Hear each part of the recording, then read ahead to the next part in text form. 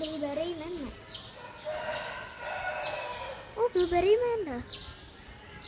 Keren. Nah, ini. Blueberry đâu mau nè. Blueberry. Lôi mà blueberry. Nó hoa lươn mà nè. Lươn hay đang mà tách ra hoa lươn đây. Hoa giờ làm lươn. Nó mà đang raspberry nè. Ini đang đi kem ạ. Đang khai bạc cô nè. Mở rồi xa. Raspberry.